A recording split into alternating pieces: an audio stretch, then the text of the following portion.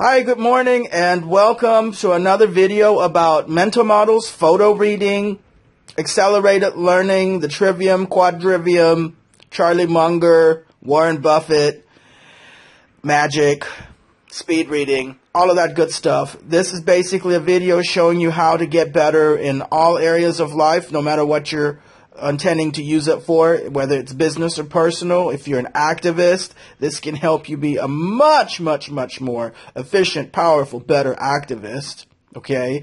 If you're looking for a job, or you're looking for a raise, or you're running a business, or you're looking to open up a business, this stuff can help you really. It's really powerful stuff. Okay?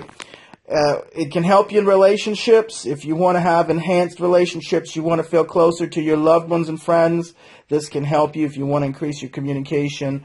If you are a practitioner of magic, this can definitely enhance your magic. All right, let's get started. We talked about mental models. Mental models, if you don't know briefly, mental models are the basic constructs that should match with reality. A lot of us have cognitive distortions. We have a human tendency for cognitive distortions. Okay, and we'll get to that in a minute.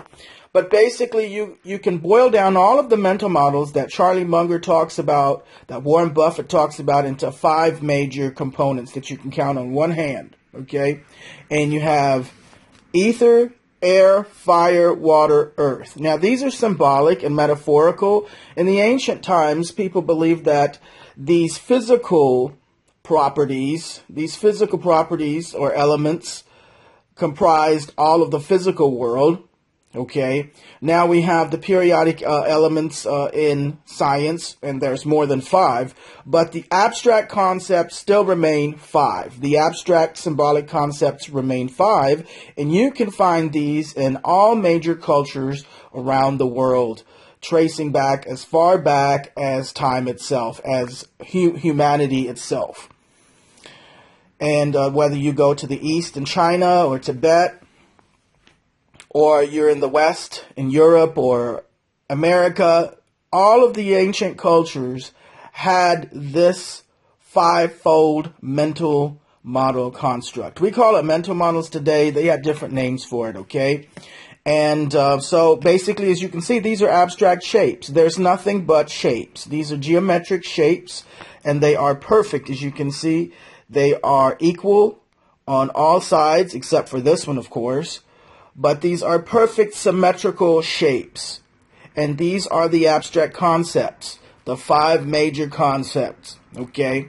Everything springs out of this ether. Everything in the universe, both physical and non-physical, is from this.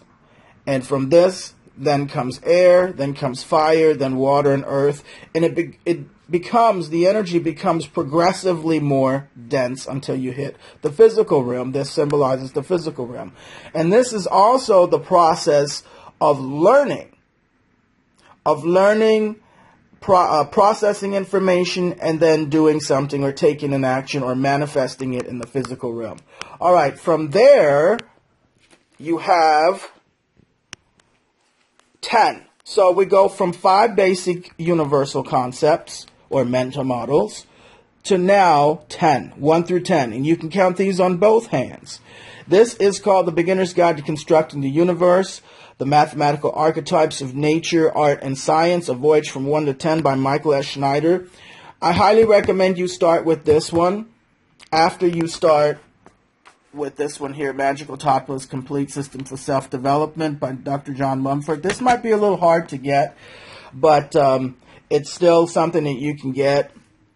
Next, you can go from the 5 major elements to now the 10 core concepts. And we all use numbers, whether we are from Africa, from Asia, from China, Europe. It doesn't matter where you're from. We all use numbers. And these are the core mental concepts, mental models of the entire universe. Numbers are universal. In fact, when scientists make projections, for example, if they want to send out a satellite or a rocket to the moon, these are astronomical distances. They're beyond imagination and comprehension.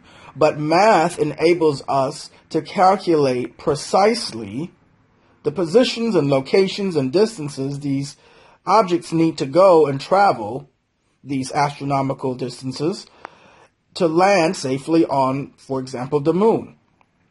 So, numbers are universal. This is because numbers enable us to do these things. They enable you to be very precise, very accurate, and they enable you to use them as a tool for seeking truth and relevant information that you need. So, this is a good book here. It explores not just the secular meaning of numbers, but also the symbolic and sacred meaning, and it shows you how nature uses and implements these numbers all around you. You're going to have a whole different view of numbers after you get done reading and photo reading this. Now, these are a lot of books that we have here. This is what I call my mental model books, and these aren't even all of them here. Okay, we're going to go through them in a second. But before we get started on all of these mental model books, if you haven't checked out photo reading, if you don't know how to do photo reading, I highly recommend you check it out. It's not that hard to learn. As you can see, it's a relatively thin book. And as you can see here, the structure of it is very easy. The important things are in bold. You've got little icons here that give you different indications. And it is created, the actual book photo reading is created to be photo read. You can photo read this book in 25 minutes or 30 minutes and get the gist of it. And then you just make layers. And the more layers you do, the repeat layers of using this 5-step system, the more it locks in until it becomes free-flowing and you don't even have to think about it anymore. And you can go through all of these books here within, I wouldn't recommend you going through them in one single day, but I would say in about 2 or 3 days you can go through all of these books and have a big picture overview of each of them, and also collectively. Collectively, when you're reading on one specific topic, like today I'm talking about mental models and photo reading and really accelerated learning and giving yourself tools for better thinking, better decision making, okay? This would be called syntopic reading, because you're reading on one specific topic, but you're reading a different variety of books from different authors. So you're going to have a holistic understanding of mental models after you get done photo reading some of these books. So check out photo reading. It is not speed reading, but it goes very well with speed reading, okay? This is basically implicit learning, and this is more about absorbing information that now causes you to have new skills and new habits and new inklings. You're acting on this information more so than being able to regurgitate all the right answers on a test. I mean, you could still use photo reading for that, but you're not going to skip out of doing the layers of repeated refreshment and reviews, right? When we think of photo reading, a lot of people think, oh, I can just zoom through this book, boom, and know all the right answers to the test and be a genius. That's not quite how this works. Speed reading really is about efficiency, and at some points you're going to actually go slower than you usually would, as doing it right avoids having to do it over again because of mistakes. And that's where your speed, a lot of the speed comes from, okay? All right.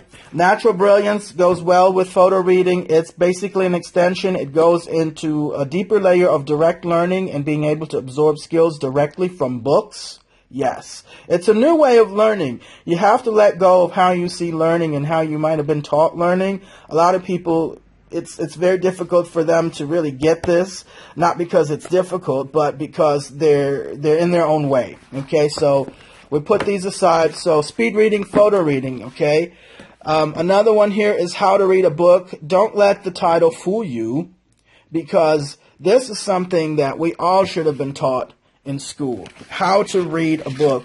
And briefly, it tells you how to actually increase your speed, not by zipping through it, but by actually having different levels of reading. You have different stages of learning to read, and most of us are at the first level. Even the most educated, most intelligent people at Harvard, a lot of us stay at that first level. We don't go up the levels. Like, this is called inspectional reading, skimming, pre-reading, previewing, looking for trigger words and keywords, key phrases, right?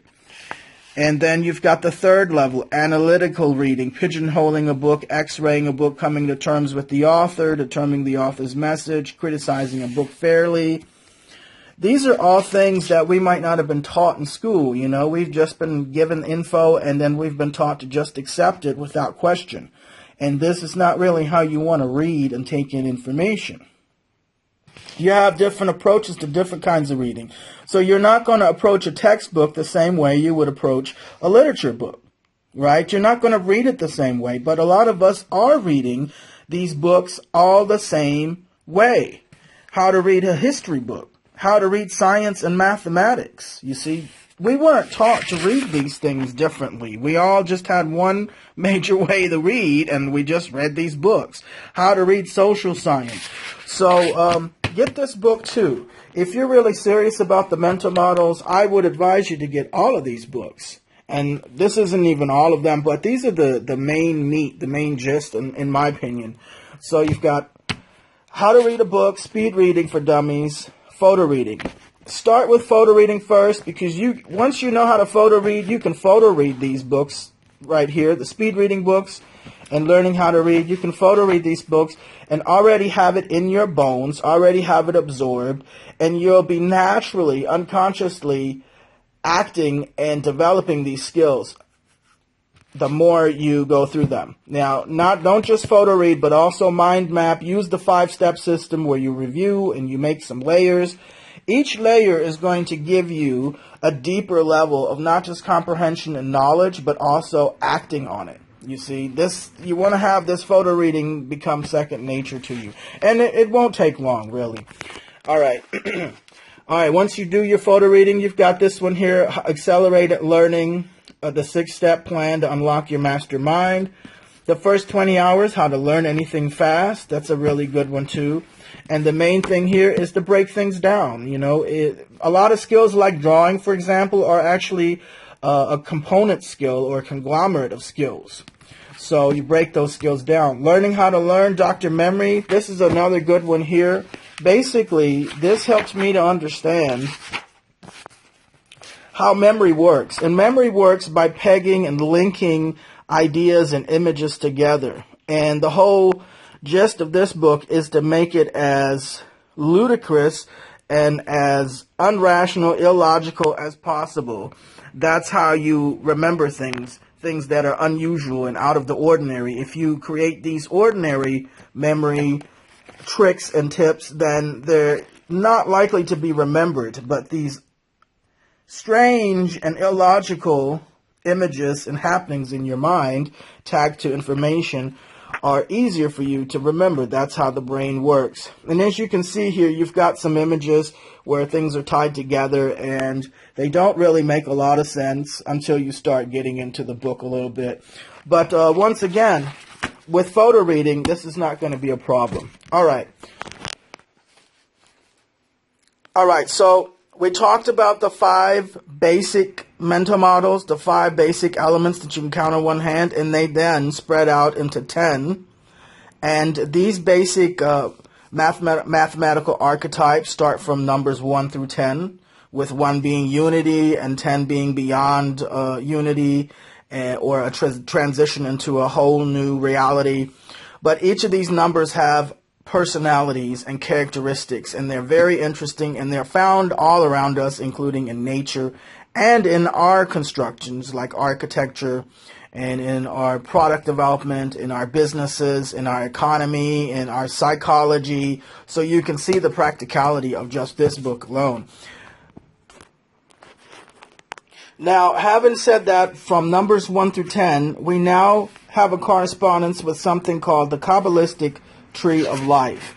Now, I'm not going to get into any of the esoteric or the religious parts of this, okay? This is in a book called the Complete Magician's Tables, and it shows you all kinds of correspondences that are linked to the Kabbalistic tree or the main basic 10 principles. Now, this is with the Jewish tradition, but I don't think this is quite Jewish. I don't think the origin is from Jewish tradition. Someone might have some information on that.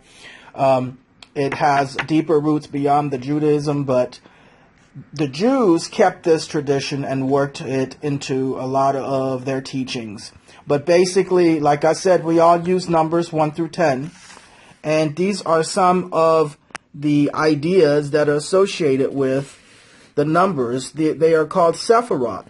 And the paths connecting them correspond to certain tarot cards. So you can actually use tarot cards as memory devices. Remember, we have images here that correspond or that you're hooking things to. And this is the whole thing about learning and memory, is that you're hooking, you're pegging things together, you're anchoring things, you're linking things together. You see that? You're linking images and ideas and concepts together. And in this case, what easier way to do it than with numbers? You see? You see that? And there is an endless way and variety you can do this. There's endless ways to do this. So this whole book has a zillions and zillions of correspondences that hook or anchor to these main concepts 1 through 10. Okay? And just to give you some information here, as you can see here, I've got some notes here where I've hooked different correspondences from music and art to the basic elements. But you have some correspondences from all major cultures around the world. Let's see, we've got the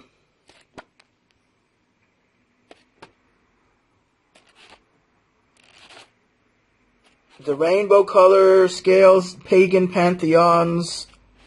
There's Christian stuff in here. You've got orders and grades and officers of different secret groups. You've got natural magic, magic of grimoires. You've got the Kabbalah. And you can look through these things, heavens and astrology. You can look through these things and you can see what kind of correspondences from around the world, from around different cultures and history, are tied to these 10 basic concepts. Because this isn't just with Judaism. This isn't this isn't just in one particular culture. These symbols and ideas and mental models are found within all major cultures of the ancient and in the modern world. We just have different names for this now.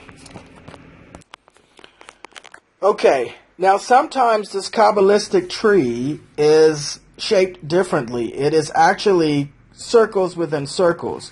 Now here, this is from the Tibetan Book of the Dead. And this is the mantra circle of all of the peaceful and wrathful deities. They total in number to 100. So 10 times 10. 10 times 10 is 100. Now this here is from Islamic cosmology. And even European Norse cosmology has these circles within circles. Okay, and as you can see, this here is from Islamic cosmology, showing the 9 spheres with Earth in the center, and then Moon, Mercury, and so forth.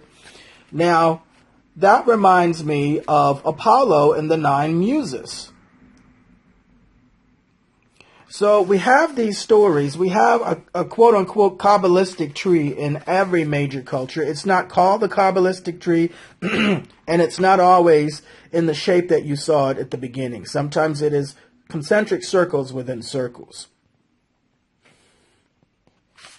And you can see the similarities here, all right? Now, this Tibetan Book of the Dead, we're not going to look at it as a religious book or anything, but I just wanted to show you correspondences on this one. There's 100 deities in total here, and this is basically the experiences one will experience when they die. Okay, you've got the peaceful ones and you've got the wrathful ones, and basically the peaceful ones are heaven, nirvana, bliss. You'll experience them on your way to heaven, nirvana, release from karmic, cyclic existence, release from suffering, right?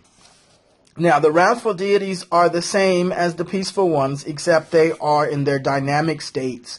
And basically, this means you're basically, if you're experiencing wrathful deities in your afterlife, in your death experience, there are things that you'll need to work out, and that's why you're experiencing them. And these could be things such as envy, jealousy.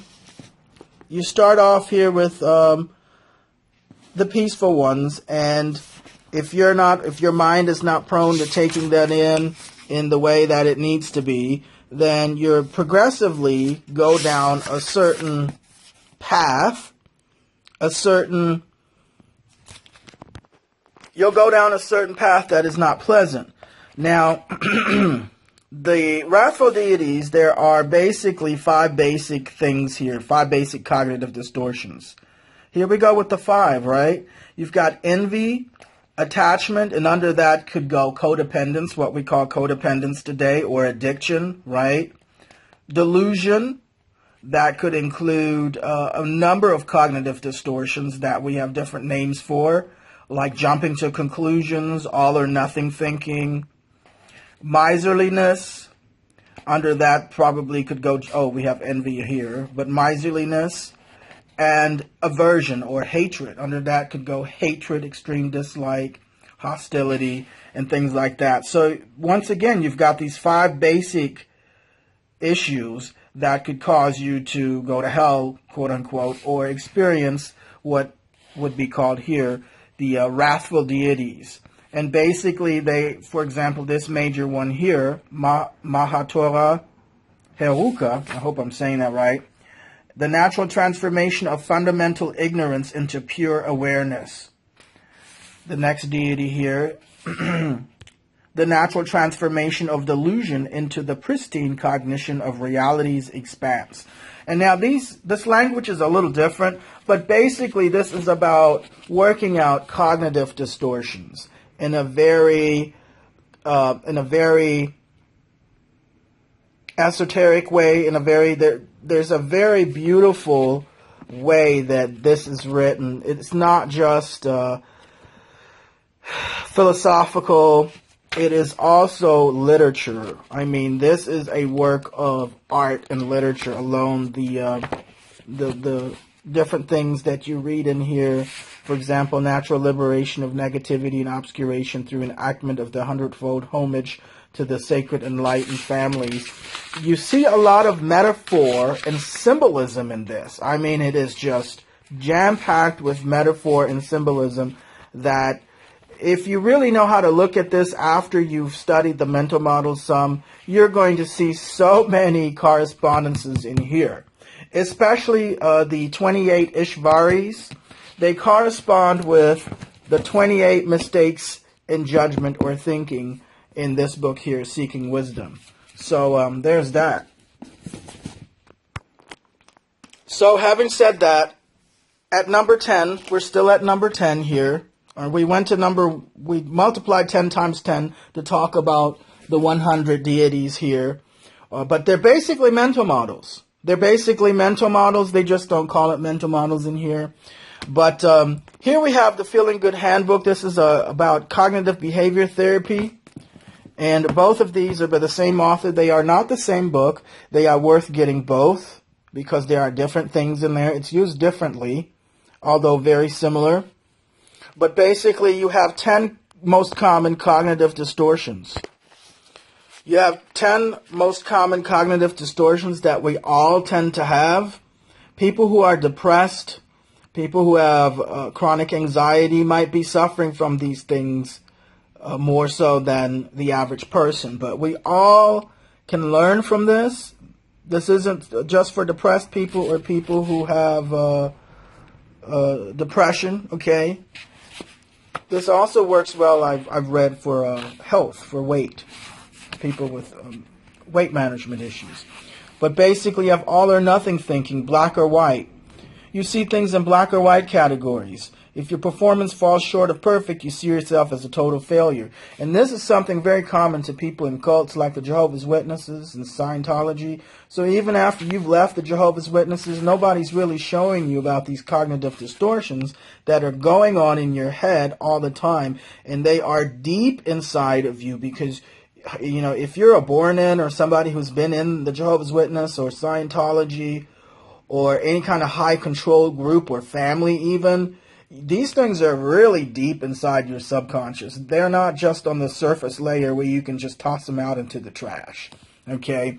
So this is a human tendency for all of us, but like I said, for people who are depressed and people with certain kinds of mental health issues like anxiety, chronic anxiety, and things like that, these things are very, very extreme.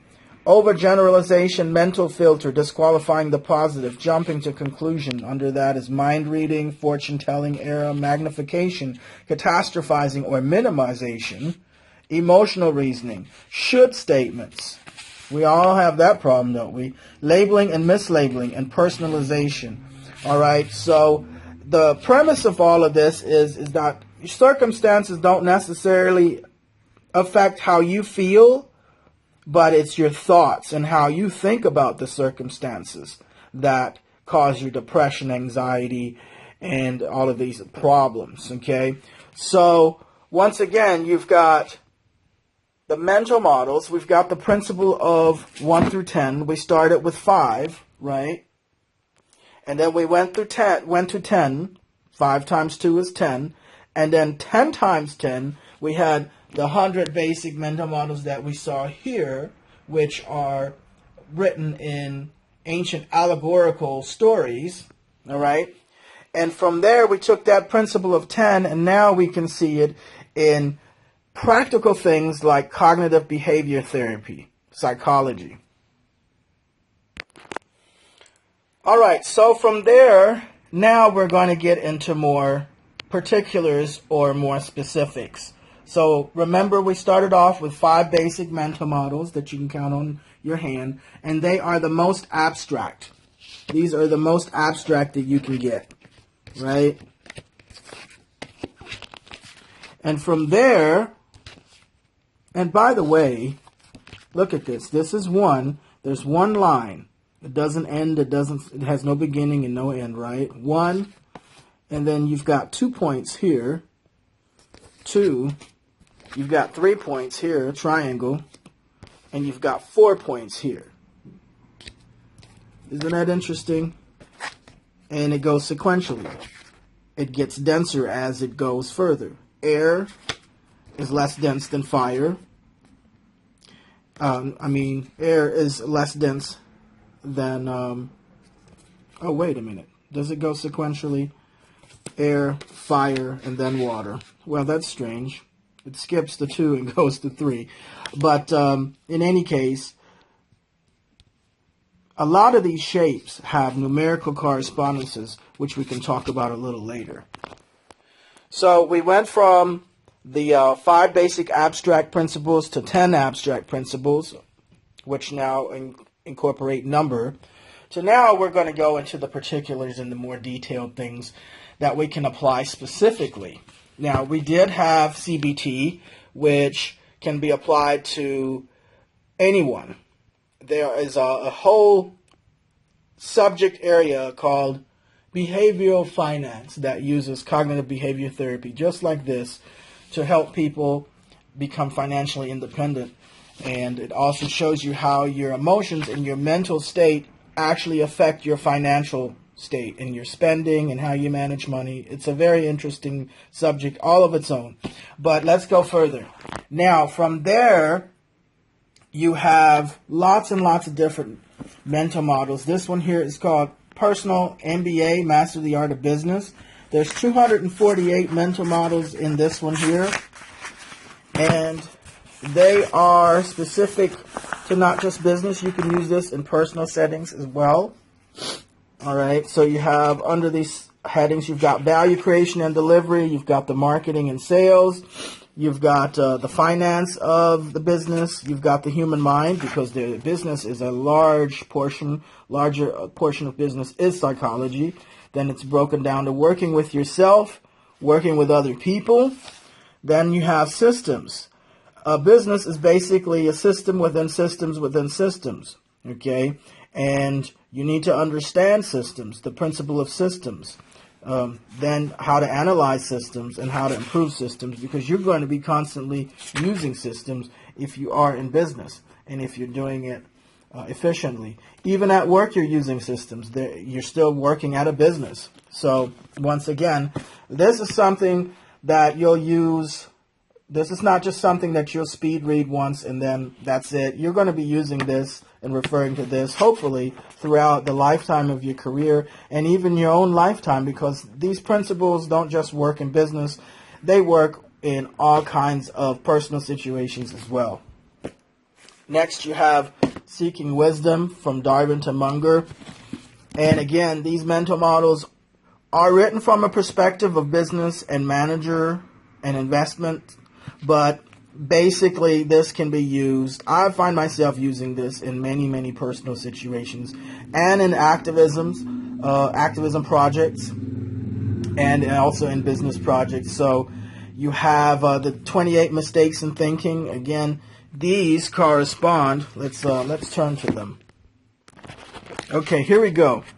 I opened the Tibetan Book of the Dead back up, and as you can see here, 28 reasons for mistakes and misjudgment in the Seeking Wisdom book correspond to the 28 Isvari, which represent the purification of the aggregates of bewildered mental constructs and the enactment of enlightened activity.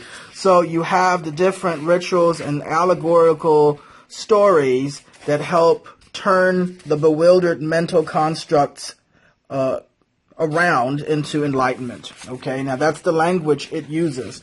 But I thought this was very, very similar to the 28 mistakes explained by psychology in the Seeking Wisdom book here. You've got, and these are delusions or mental constructs, right? Bias from mere association. Underestimating the power of rewards and punishment. Underestimating bias from own self-interest and incentive, self-serving bias. So these have been more specific through time than what we see here, okay? This is more of an allegorical written language, where this one here, you have a language that you can, this is more abstract here, and then this is more specific. But in principle, you can see the correspondences, and these also correspond to the 10 cognitive distortions that we talked about earlier. Some of them kind of go together, like this one here, sense making, constructing explanations that fit an outcome, includes being too quick in drawing conclusions, also thinking events that have happened were more predictable than they were. Now, this kind of can go into the fortune-telling era, maybe, but definitely jumping to conclusions, right? We saw that in the in this book here. Now, another one that is explained in here and also in the MBA book here is the 80-20 principle, but I really love the 80-20 principle so much that I have a whole book on it, because it basically helps you to achieve more with less time, less energy, less money. And once you have the fundamentals of the 80 principle, you can look around in your life and use it in all kinds of ways.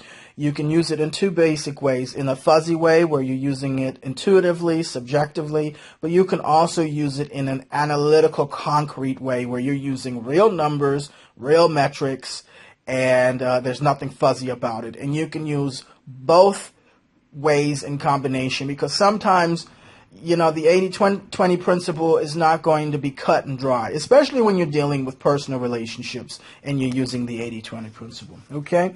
All right, next we have investing, the last liberal art. This basically shows you the correspondences between seemingly unrelated topics in regards to the mental models. It helps you distill the basic concepts of these subjects and then pull from them and transfer that learning into other areas of your choice. So once you have the core concept principles of physics, you have a reliable system now of measuring and tracking things that are in touch with physical reality, objective reality, and you can use those principles in personal relationships, in investing, in budgeting, in working, in getting a raise, psychology, right? We all deal with people, so psychology is a huge must. Philosophy, we all have principles and values and beliefs in history, so it's good to know about that. Biology, we're wired to have certain tendencies. Understanding that about human nature can cut through a lot of conflict and trouble and unnecessary misunderstandings. Sociology, once again, that's kind of in line with psychology. And literature, where we can learn.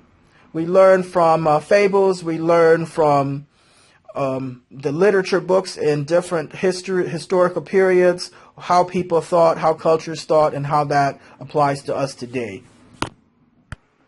Another one here, Psychology of Persuasion, Robert Cialdini. This is one every XJW needs to get, every business owner needs to get, and anyone who's wanting to get ahead in life needs to get.